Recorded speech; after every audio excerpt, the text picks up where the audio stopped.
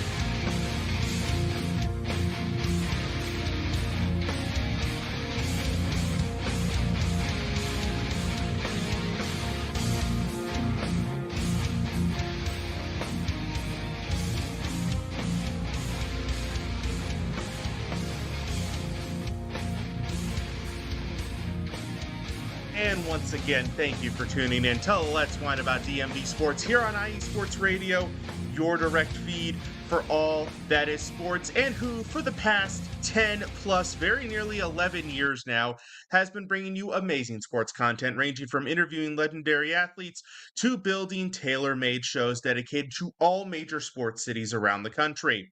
If you have not done so already, please follow us on all social media platforms: X, Instagram, Facebook, TikTok, and YouTube at IE Sports Radio. Do be sure to follow yours truly at Let's Whine _ISR. You can find me on X, Instagram, and TikTok with that handle. We are available to be listened to on all different platforms: Apple Podcasts, Spreaker, Spotify, iHeartRadio, Google Podcast, and so much more. And whether you are listening live here tonight or later on in the week, all views and listens are appreciated. We really do appreciate everybody who tunes in regularly and listens to us here at IE Sports Radio.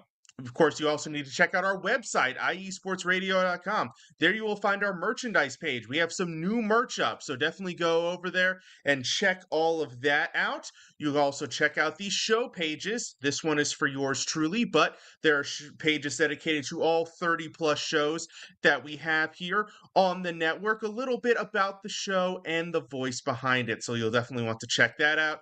You can also find our blog through the website or at iesportsradioblog.wordpress.com, managed and edited by yours truly. You can also find our Hall of Fame, Fan of the Month page, our show schedule, and so many more items there through the website. So definitely check that out. While you're listening to me, just real quick, just click on over there. Don't click away from this. Just click on over and check out the website for all of the great stuff that we offer.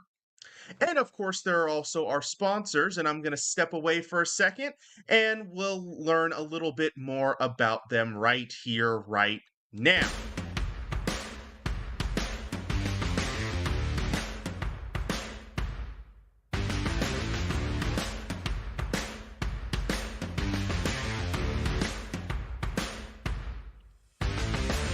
IE Sports Radio fans, this show is brought to you by Planet Jerky Premium Brisket Beef Jerky.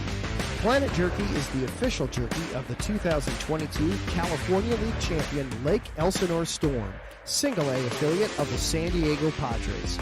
This all brisket jerky has gluten-free options, contains no MSG, no sodium nitrate, is low in sugar, and high in protein. Go to their website at planetjerky.net and follow them on Instagram at Planet Jerky. Planet Jerky, the jerky that's on a whole other planet.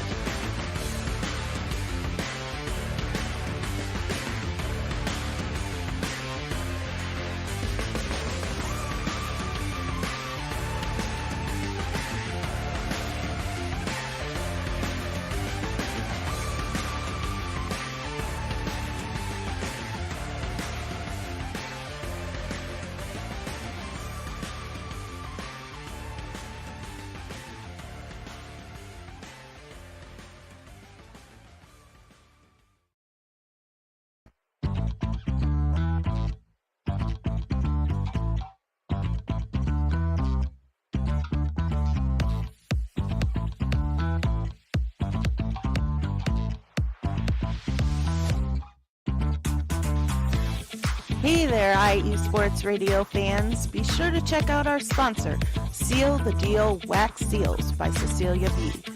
You just finished your very own wedding or baby shower invitations and you're looking for that extra special touch? Maybe you just wrote a letter to a relative or a friend and you want to add to their smile when they receive it. Then seal the deal with Cecilia's handmade sealing wax stamps for your invitations, letters, and gifts. You bring the deal, we'll bring the seal. You can find them on Instagram at sealthedeal_wax stamps and on Facebook, Seal the Deal Wax Seals.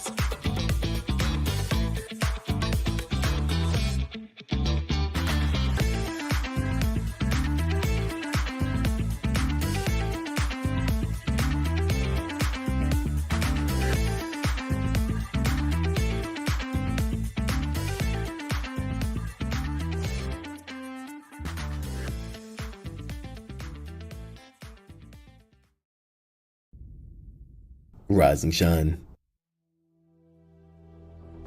It's 4 a.m. The stars are still out. The sun is beneath the horizon, but it's time to punch in and go to work. The comfort of your warm-ups turns into the grinding out of your reps as the clinking and the clanking of the plates create a symphony of euphoria. There's no other feeling like it. Earn it, burn it, and take what's yours.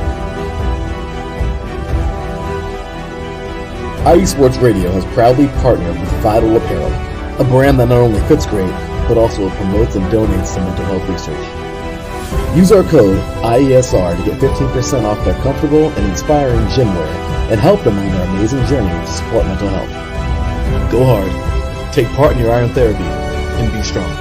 Because when your mental health is as strong as you are, there's no telling how far you'll go.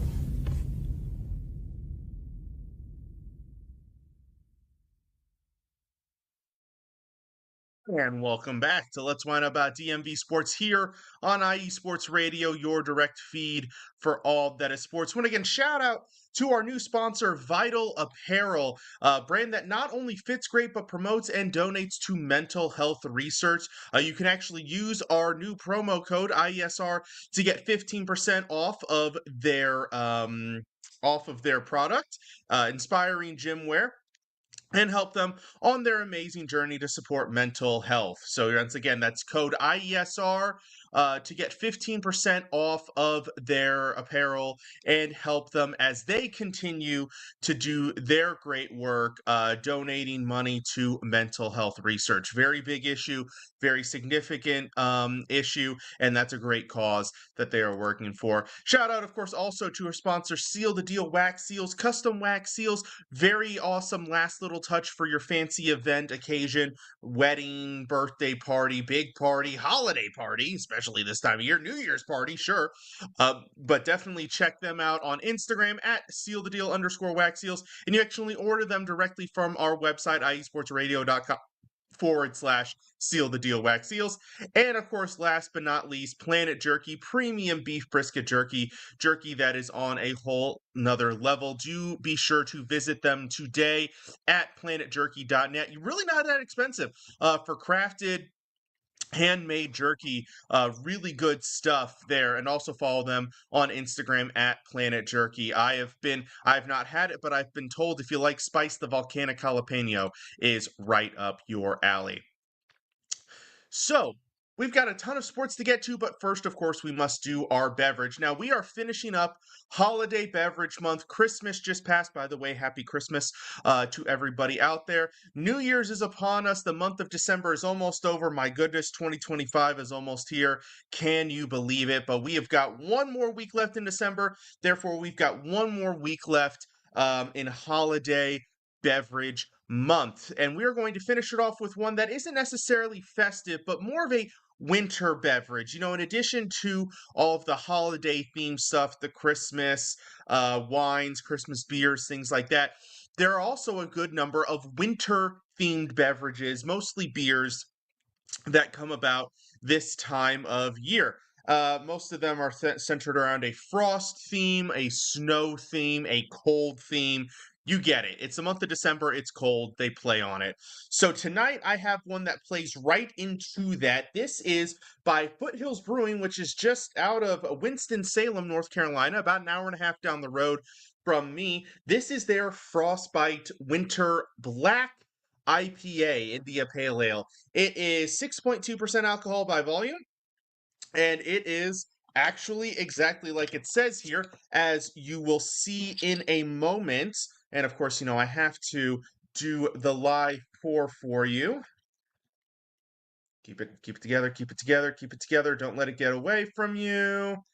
And boom. Probably could have done that with a little bit more head, but hey. But yes, as you can see, that thing is a black IPA. It almost kind of looks like a soda, like a Coca-Cola with all the bubbles on the side of it and the bubbles on the top. But it is a beer. Do not get me wrong. You saw me pour it from this bottle. So what makes a IPA? How do they make a black IPA? Well, really, it has to do with the malts and the barley that they use in the beer. What they do is they roast them prior to the brewing process, and that gives them a dark color, which then gets implemented into the beer. So that's how you get the color. But fundamentally speaking, aside from the color, it's got all the other qualities of an IPA. Hoppy, a little bit bitter, a little bit piney. Let's give it a sniff. Yeah, it smells like an IPA. It's got that piney, almost kind of tree, wet grass type aroma to it. Obviously, you can see the color, rather opaque. But of course, it all comes down to the taste. Now, one thing I do like about black IPAs, because I have had a few of them, and the thing that I like the most about them is that because they lean a little bit more into the malts and barley, it tends to balance out the hops. I find that most regular IPAs, a lot of them at least, can be a little bit too hoppy, a little bit too much into that piney hoppiness that I don't really like. But black IPAs tend to balance that out a little bit. So let's give it a taste. Yep. So it definitely still has that pininess, still has that bitterness, but there's another component, and that's the component that you get from the roasted malts. It's very tasty. If you like IPAs, it'll still appeal to you. If you don't like IPAs, it might still be a little bit too much IPA for you, but it's not as bad as some. I've had some IPAs, even on the show, where you've just been kicked in the face with that hoppy flavor, and that's really all you take away from it. But there's a little bit more complexity with this particular one. Also, not very foamy. I mean, I know I poured that thing well, but the head's already gone on it. That's very strange that that dissipated so quickly. But yes, Foothills Brewing, Frostbite, Black IPA, very good winter themed beverage. Now, does it have any holiday components to it? No, not like our previous beverages that had, the different tastes, the different flavors, the different aromas kind of the holidays. This is pure, just a beer that is made a specific way, and they happen to just name it Frostbite Winter Black IPA. They could make this in the summertime the exact same way with a summer theme, and nobody would bat an eye. But it just goes to show the theming, and there's lots of these beers this time of year, and some of them do fit that festive theme. I did have the one, the Victory Merry Monkey a couple weeks ago.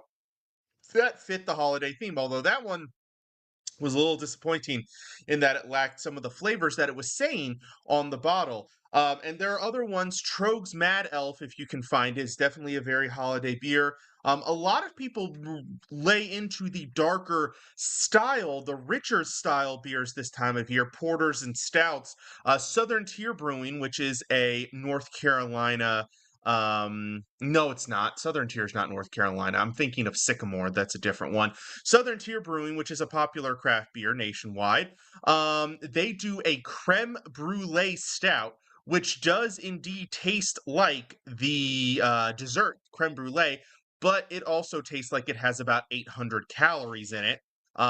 So yeah, that one I wouldn't drink too much, but people lean into the darker beers, the richer beers, and they take those styles and they impart those extra flavors that make them richer, heavier beers. A lot of people will release some of like their seasonal stouts, bourbon barrel aged stouts this time of year, flavored bourbon barrel aged beers, because they tend to be higher in alcohol content, and that's one of the things that people are looking for when it's cold outside, is a nice, rich, dark, heavier beer to keep you warm on cold nights. Not like tonight. Tonight's not a cold night, at least not for us here in North Carolina, but for your typical winter nights, that's what you're looking for. You're not looking for a fruit flavored pale ale this time of year. No, you're looking for something rich, something dark, something heavy. This beer gets the dark part, but it's not quite there, but it fits the theming, and it's got a really cool bottle too. I mean, that design is top notch. So that's well done by Foothills Brewing. And there is a little bit of a write-up here, I'll tell you.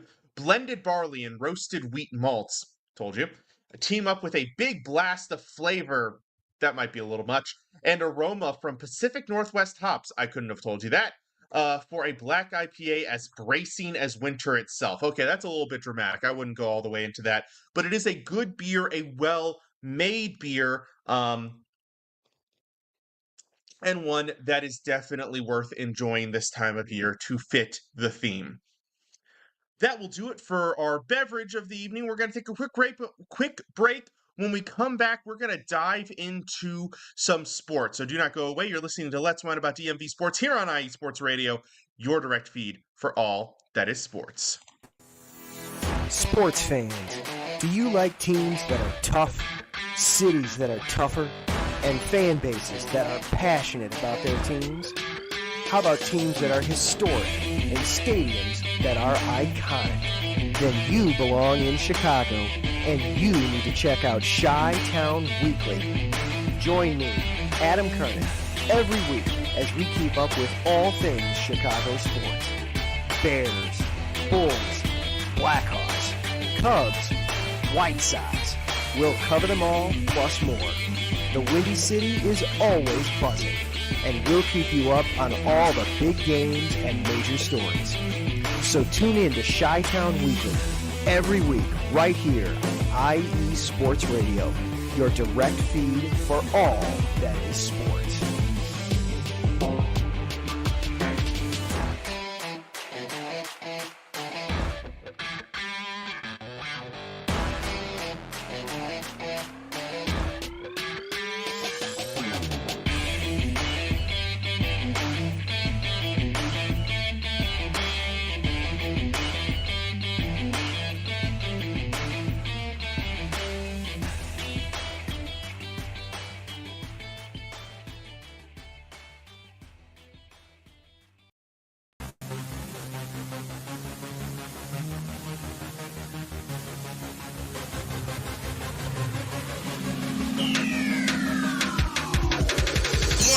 everybody. This is Darren Rodriguez. Are you a fan of volleyball? Are you a fan of Thunderous Spikes? Then I have the show for you. Set Point, where I cover NCAA men's and women's volleyball, high school boys and girls volleyball, beach volleyball, and even professional volleyball. Catch the action every week here on IE Sports Radio, your direct feed for all that is sports.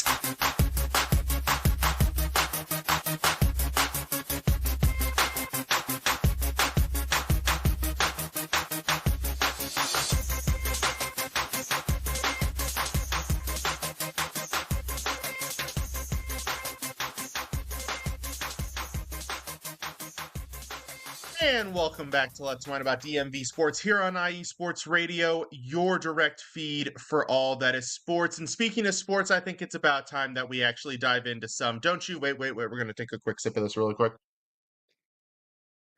Well, we're starting off in a positive area with some positive news. We're starting off in the football world, and let's start with those pesky Commanders who, despite having 5 turnovers, managed to defeat the division-leading 12-2 number 1 defense in football, Philadelphia Eagles, 36-33 this past weekend.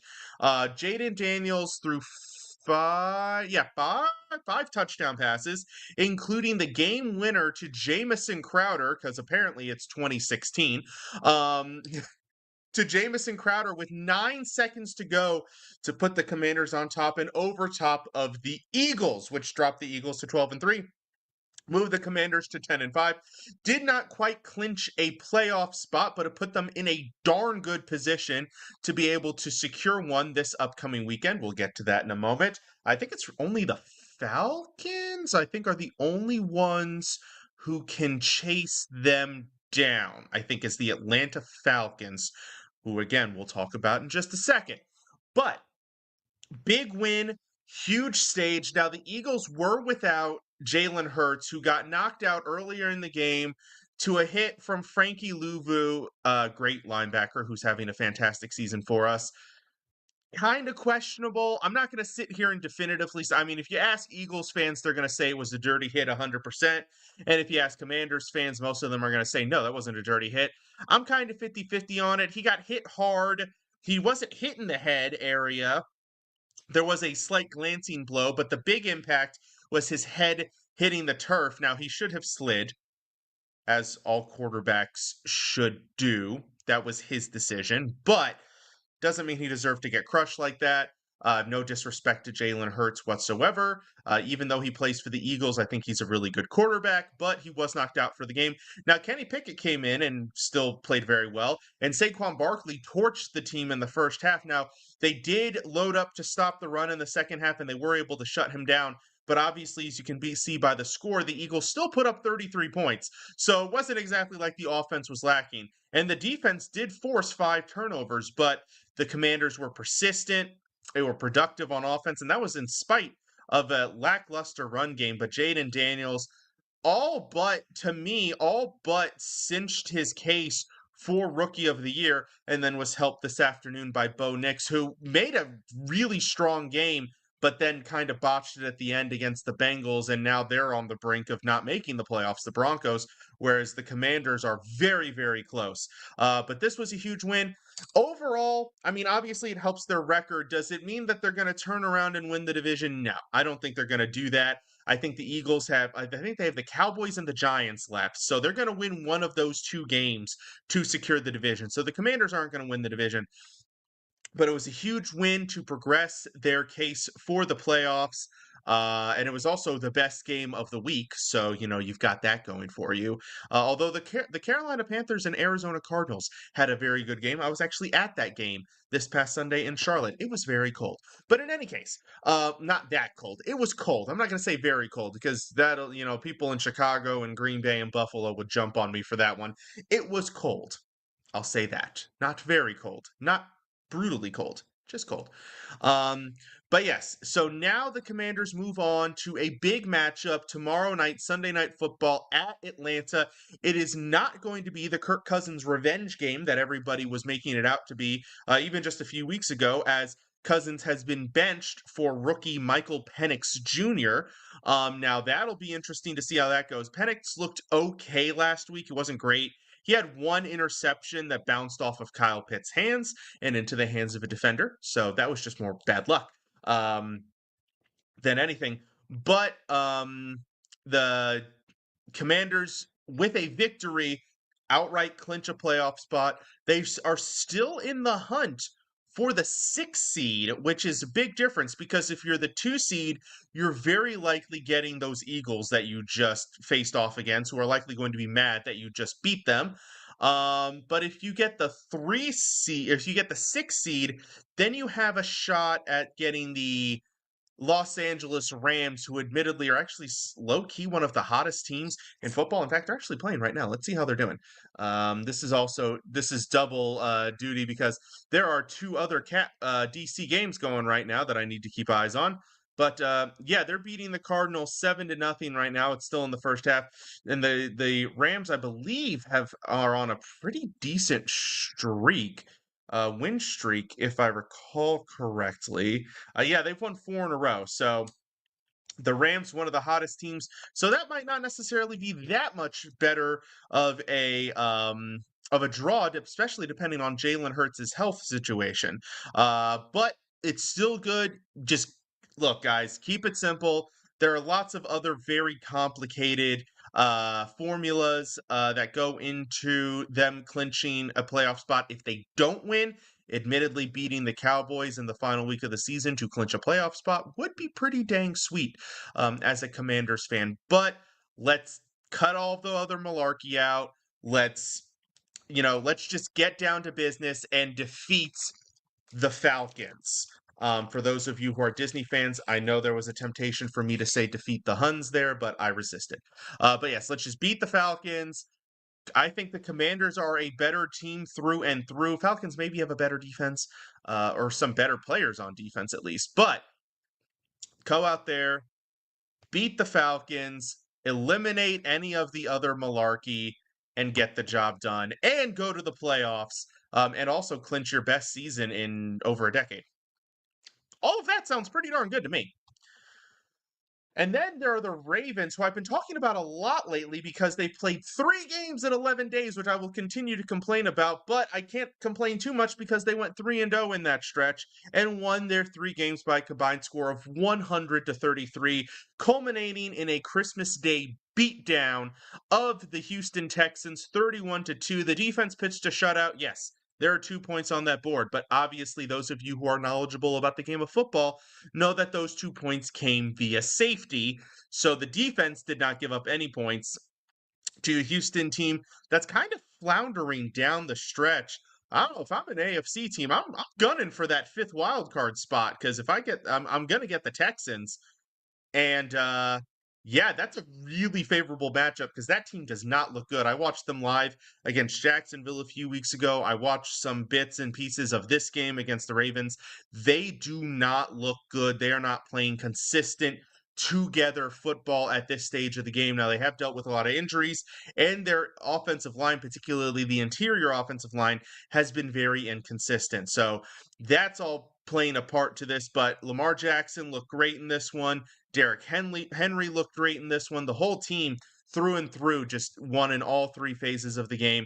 And they get a nice little break now because now they don't have to play again until not tomorrow, but the following Sunday. So a nice 11-day break following their 3-game and 11-day stretch, which will get them nice and rested for that final home game against the Browns. Now they are at home against the Browns. Pittsburgh could, if they win, Pittsburgh, I believe, has a 1:00 game against the Bengals, who are also somehow still fighting for a playoff spot. And that scares me because the Ravens have beat them twice, and I really don't want to face the Bengals in the playoffs because A, it's hard to beat a team 3 times. B, yeah, the Bengals are on a hot streak right now. So I don't want any part of Joe Burrow, Jamar Chase, T. Higgins, Mike Gesicki, all of the above. But A win clinches the 3 seed for sure. There is a scenario where they get the 2 seed, which people are suggesting the Bills lose their final 2 games to get the 3 seed to allow the Ravens to potentially match up against the Bengals in the first round in 2 versus 7. I think that is I don't think that's how most teams think. I don't think they're thinking, "Oh, let's try to screw over this other team," unless it's a division rival, which the Ravens and Bills are not. They are developing a little bit of a rivalry with Josh Allen and Lamar Jackson kind of facing head to head. But I think a lot of the rivalry is created by the fans in their own worlds and not really between the two teams. Yet, at least, it could develop into a long rivalry, and especially if Mahomes, Allen, and Jackson all stay healthy, at least for a few more years. If Allen and Jackson manage to at some point beat Mahomes in the playoffs, I know Jackson has beaten him, I think, once in the regular season. Allen has beaten him once or twice in the regular season, but it doesn't matter until you get to the playoffs. If they start to beat him in the playoffs, then it becomes a really interesting little three-way rivalry thing, kind of almost the equivalent of Brady, Manning, and Roethlisberger in the mid 2000s. They always squared off against each other. And then poor Philip Rivers was playing kind of little brother to the group because he could never get past any of them. We'll see who emerges. That might be Burrow, that might be Justin Herbert. But we'll see who emerges as potentially as the Philip Rivers of the group. But yeah, like I said, if they start to get some wins against Mahomes against the playoffs, then you're starting to look at an interesting little three-way rivalry there. But none of this matters until you actually get there. So, home game against the Browns, who have really given up on the season. They're starting Dorian Thompson Robinson. Fun young player, but definitely not a guy who is going to strike fears into the hearts of opponents. Don't take it lightly at the same time, because the Browns did beat them earlier this season, albeit with Jameis Winston and in Cleveland. But go home, beat the Browns, get the division, which would be an amazing comeback because just a few weeks ago, they were down by 2 games and now they're up 1 with this little 3-0 stretch. Admittedly, Pittsburgh got absolutely destroyed in the schedule with these last 4 games. Not only the back to back to back with the Chiefs at Ravens and then the Eagles also in there, but now facing a red hot Bengals team with a playoff spot on the line is additionally difficult. So the AFC has a really interesting potential playoff scenarios developing. Of course, we have games tomorrow that will play a part into a lot of that. So we'll see how it all shakes out. On more positive news, the 2025 Pro Football Hall of Fame finalists were announced today, and Marshall Yanda and Terrell Suggs, both longtime Ravens, decade-long careers with multiple Pro Bowls, All-Pros, things like that. Terrell Suggs was even a Defensive Player of the Year at one point. But yes, 2 great longtime Ravens have made it as finalists. They've made it to the Final 15. Now, I don't think either of them will get in on the first try. I think there's a lot of guys who have been on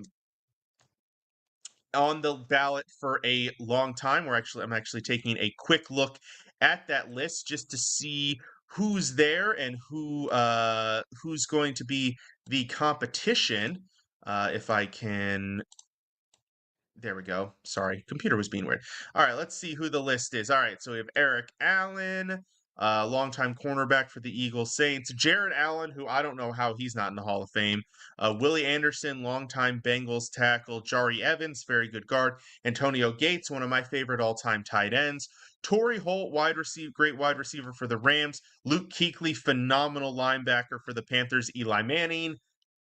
Have your opinion. Steve Smith, another Raven. I'm sorry, I didn't realize Steve Smith. They only represented Terrell Suggs and Marshall Yanda, but Steve Smith obviously made an impact in his couple of years in Baltimore. So shout out to Steve Smith as well for being on the list. Terrell Suggs, Fred Taylor, Adam Vinatieri, Reggie Wayne, who I think needs to be in as well, and safety Darren Woodson. So right off the bat, I'm thinking Jared Allen needs to be in. Antonio Gates needs to be in. and Reggie Wayne, I think personally needs to be in. So those would be my three. Fred Taylor, probably not. Eli Manning, a lot of mixed opinions about Eli. So we'll see how the voting shakes out for him. Couple of older players who I think people have probably forgotten about: Willie Anderson, Eric Allen, and Darren Woodson, although all three phenomenal players. Torrey Holt's an interesting one. Jari Evans, I mean, I would put Yanda in before I would put Jari Evans in. No offense to Jari Evans, very good player. And then same thing, I would put Reggie Wayne in over Torrey Holtz and Steve Smith. Personally, I would actually go, I think I would go Wayne, Smith, Holtz, 1, 2, 3 in that one. And then very interested to see how the voters pick on Adam Vinatieri. But good luck to Yanda and Suggs. Like I said, I think there's just a lot of guys who have been in for a long time, and I think they will get a little bit of preferential treatment there. Really quick, before we go to our next commercial break, some bowl game updates. We have had a couple of our DMV schools show out in bowl games. Navy defeated Oklahoma in the Armed Forces Bowl 21-20. Massive upset, I think most people would think. Quarterback Blake Horvath? Am I getting that name right? I'm pretty sure that was his name. Broke the record for longest rush in Navy midshipman football history. 95 yards, big play there, and one of the major plays that clinched the victory. James Madison defeated Western Kentucky 27-17 in the Boca Raton Bowl. Congratulations to James Madison, continuing to prove that they belong at the FBS level. And we still have 2 to go. Virginia Tech faces off against Minnesota in the Duke's Mayo Bowl, and Liberty faces off against Buffalo in the Bahamas Bowl. Those both will be coming in the next week and a half. Ish, give or take, kind of around the college football playoff happening there. That will do it for the first sports segment of our show. We're going to take our final break. When we come back, we've got more sports. So do not go away. You're listening to Let's Whine About DMV Sports here on IE Sports Radio, your direct feed for all that is sports.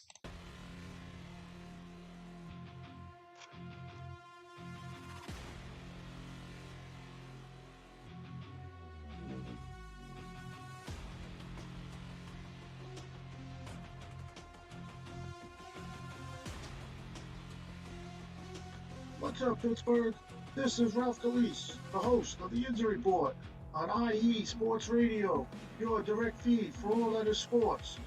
Are you that passionate diehard Steelers, Penguins, Pirates, or just a Pittsburgh sports fan? Then please join me on the Injury Report every Tuesday on IE Sports Radio, the direct feed for all that is sports, and I will update you on all that's black and gold, and have you telling your Pittsburgh fans and friends what's up with Pittsburgh sports.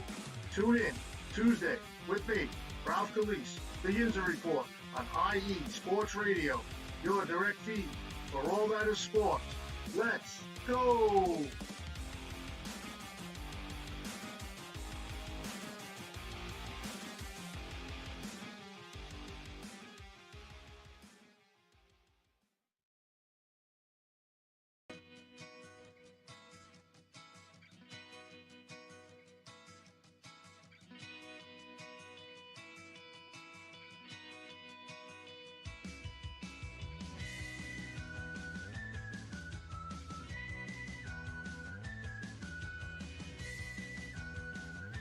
Hey, Cleveland and Columbus sports fans. This is Jen D, host of the Show of the Land on IE Sports Radio, your direct feed for all that is sports.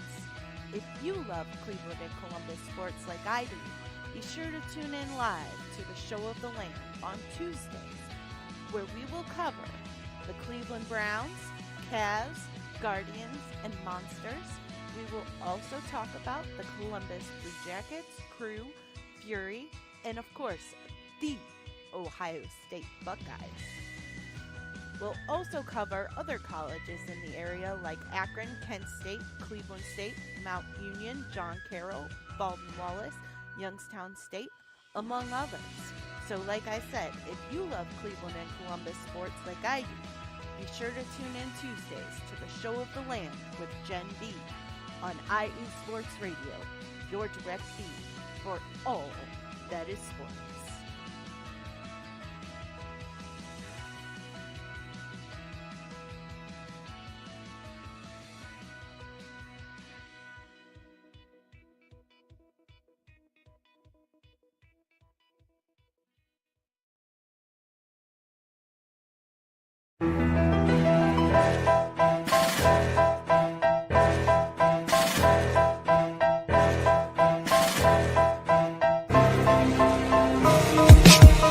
For the last 10 years, IE Sports Radio has been bringing you amazing content ranging from interviewing legendary athletes, coaches, and other authorized media personnel to building tailor-made shows dedicated to all major sports cities around the country. Make sure to follow us at IE Sports Radio on X, Instagram, Facebook, TikTok, and YouTube to keep up with the latest in sports and with all of our shows. Also, make sure to check out our daily updated website at iesportsradio.com. At iesportsradio.com, you can see our daily show schedule and check out all of our show pages with personal bios to learn a little bit more about each of our awesome hosts. In addition to our show pages, you can catch the IE Sports Radio blog, Hall of Fame, Fans of the Month page, and our merchandise shop including t-shirts, tank tops, caps, long sleeves, hoodies, and more. For now over a decade here at IE Sports Radio, we've continued to be by the fans, for the fans, and we thank you all for your support and for making IE Sports Radio your direct feed for all that is sports.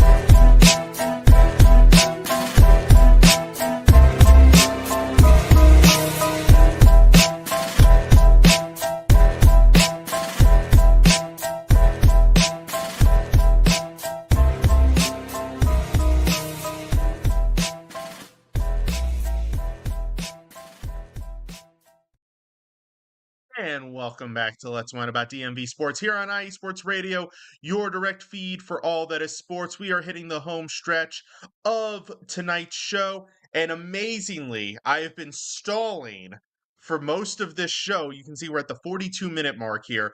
I have been stalling, and finally, the Caps and the Wizards games have completed for the evening. So let's start with the Caps, because there's some big news for the Caps. So first, let's start with the numbers.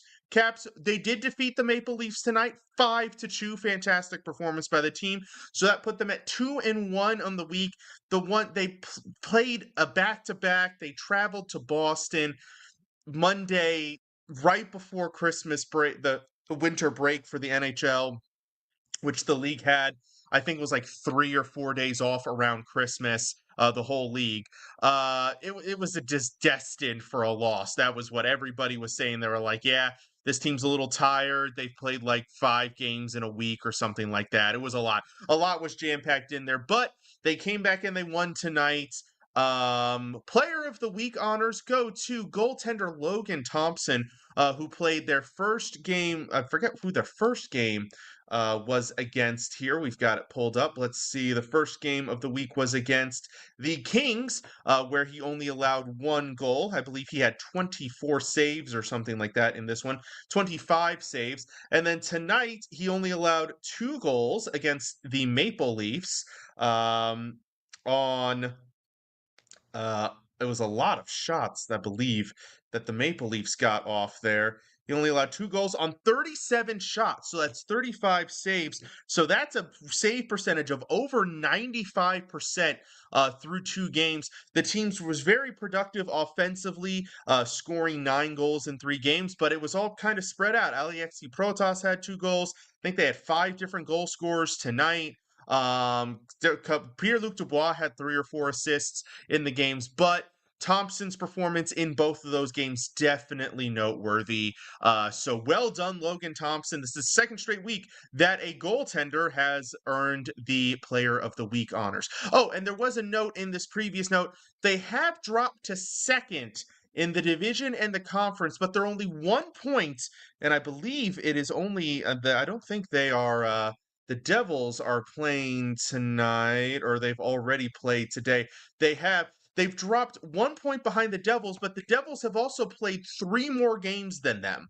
So, yeah, if they're a good team, yeah, they would have an advantage, but it's only 1 point, and they're up to 6 points behind the potential. So I'm not worried about it. They're just 1 point back from the Devils. Devils, like I said, have played 3 more games. Let them catch up to get to even, and let's see where the points are at that point. I bet I would be willing to put money that the Caps would have passed them if they were on the same number of goals. And Christmas came just a couple of days late for the Capitals, but it did come indeed because, ladies and gentlemen, Alex Ovechkin, the Great Eight, has returned from his injury. He did play tonight. Record Watch is going to be back on next week, but there is an update that it'll say it in the Record Watch next week. He did get a goal in his first game back. He is 26 away from passing Wayne Gretzky for all-time goals leader, and the Caps still have 47 games to go. So we'll see. It's a little bit more than a goal a game, which is fine because he's averaged, I think, like 0.6. Sorry, it's more than half a goal per game, which is fine because I think he's averaged like 0.6 or 0.596 or something right around that 0.6 goals per game for his career. So you do the math, 0.6 times 47, that's 28.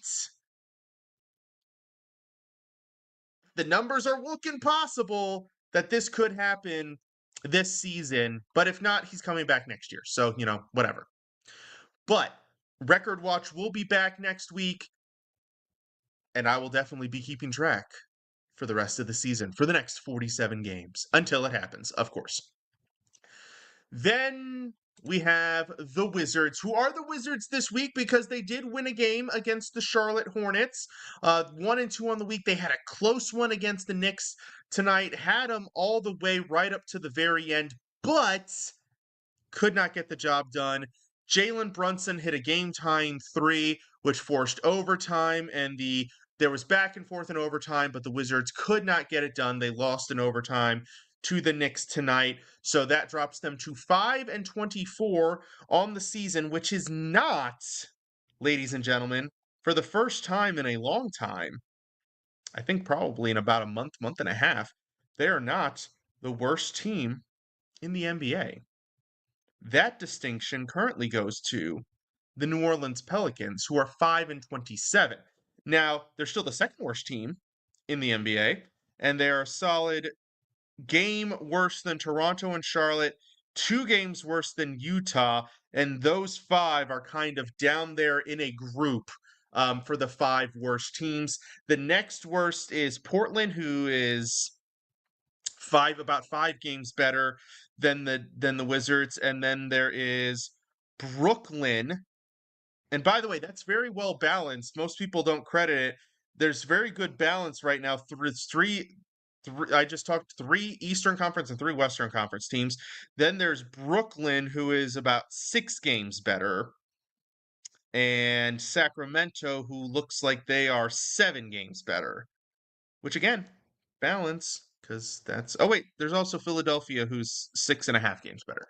So it's good balance between the East and West there. Of course, once you get past that, and then you've got a bunch of 500 teams in the West and a couple of losing teams in the East. But in any case, not the worst team in the NBA, but it doesn't massively impact them yet when it comes to the draft lottery. Now, there are still, what's the bat there? 52 games left in the season, so a lot can happen, or 53 games left in the season, so a lot can happen in that time. We do have a player of the week, and it's actually a player kind of for the last 2 weeks, Bilal Coulibaly, who, and I have to check his numbers in the overtime game, because that might have changed his numbers here.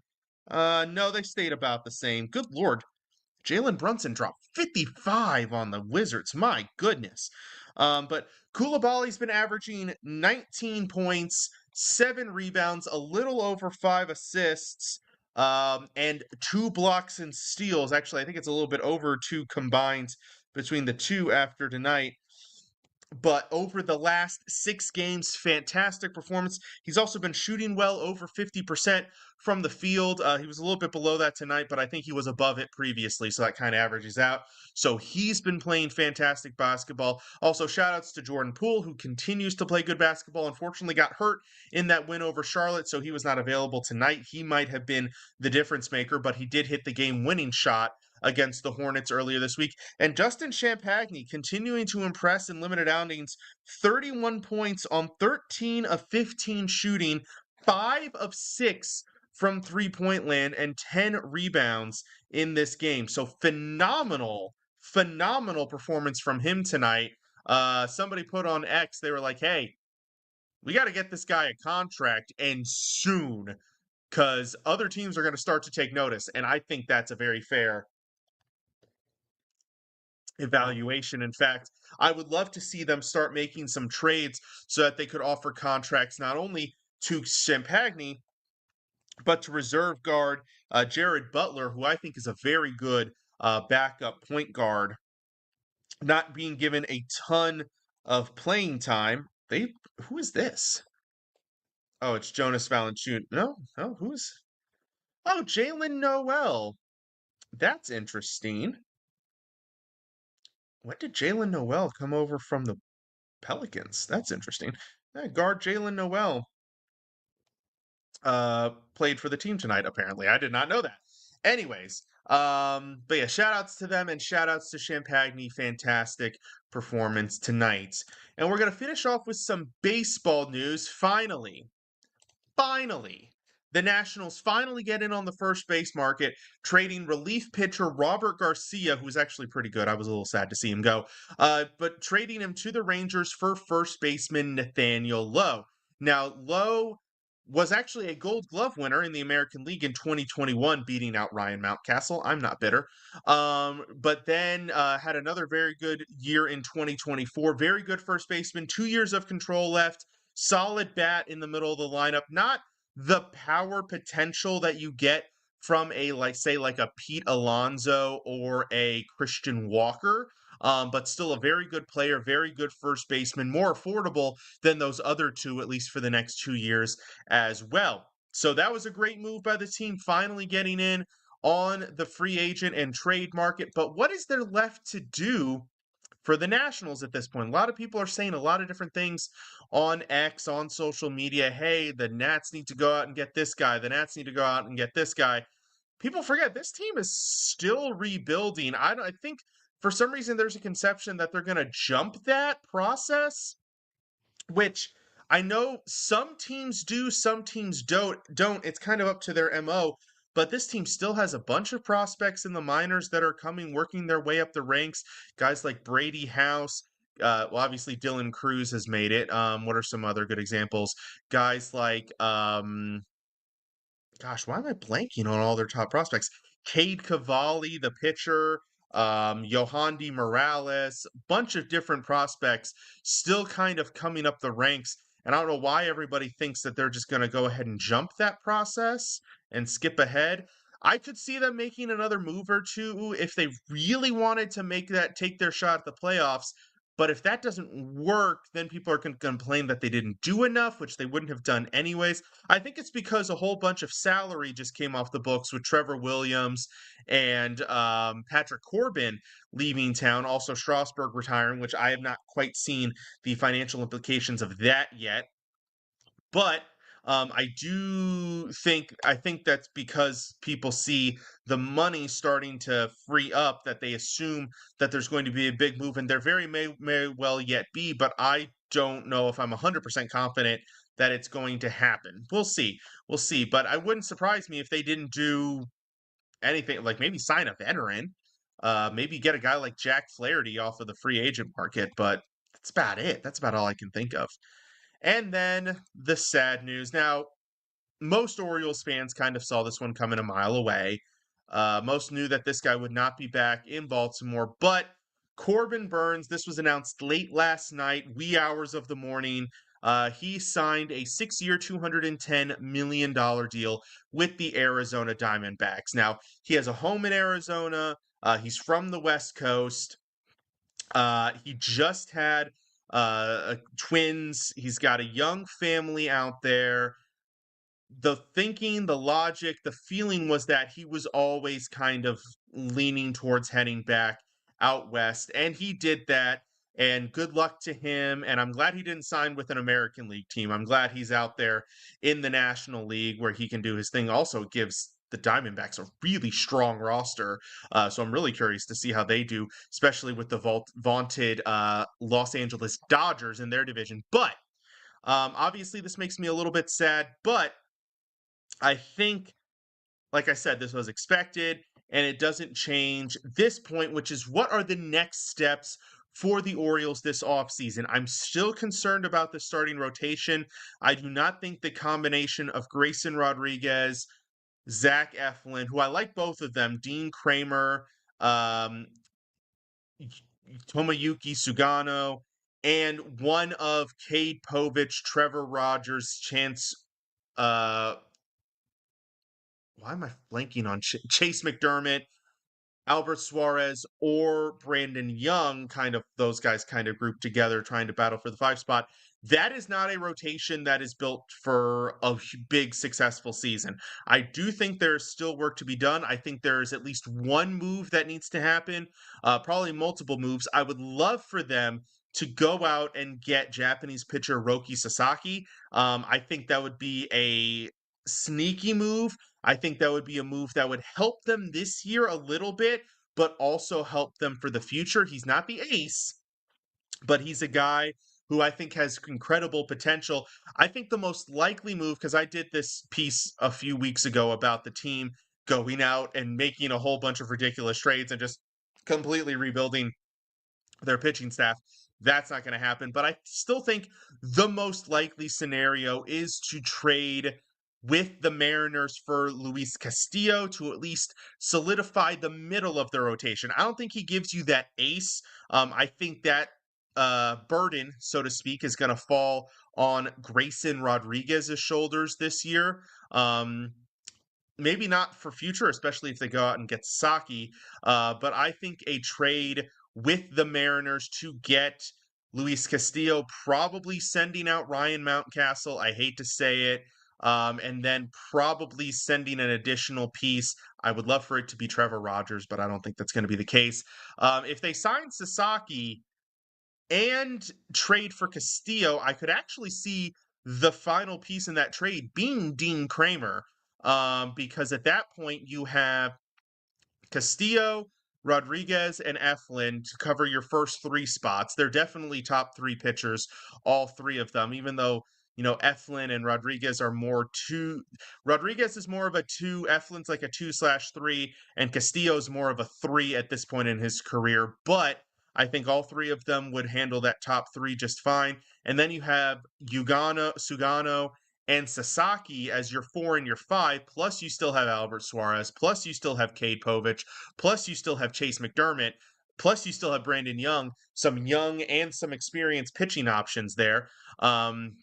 For depth in case of injury. I think if you do Sasaki and Castillo, then I do think you could offer Kramer as part of the deal. It might sweeten the pot a little bit. And maybe if you throw in a mid-level prospect, an Alex Pham, or a, I was looking at another one today, an Alex Pham, or one of the other kind of in the 20s pitching prospects, maybe you also get a reliever back out of it.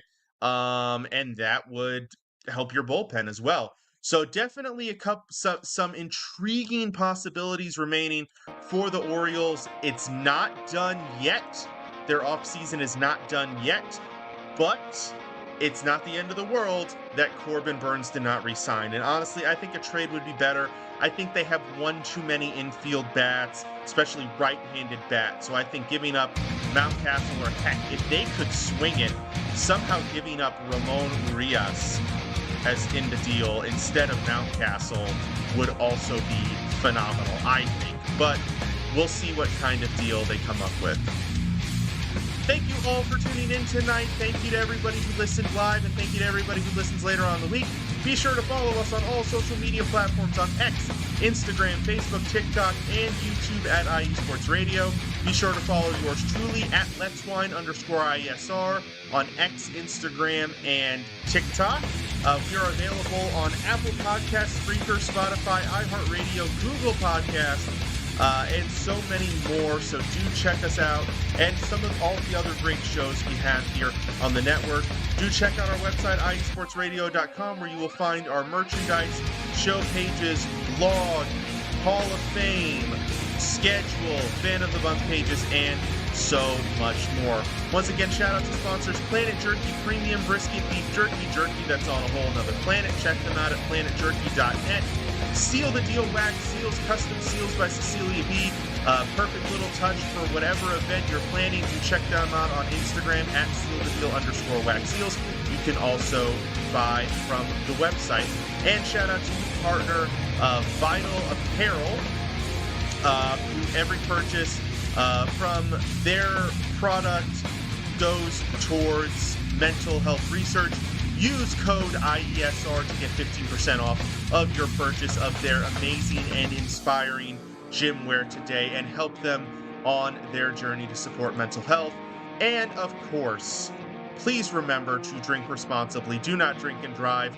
One of my favorite social media topics posts regarding this topic is that you can afford an Uber or a taxi before you can afford a DUI. So please drink responsibly. Do not drink and drive. It is simply not worth it.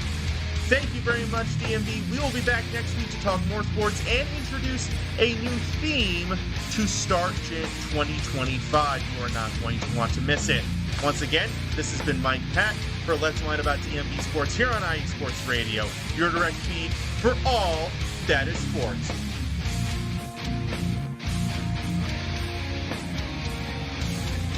Have a great week. We'll see you next time.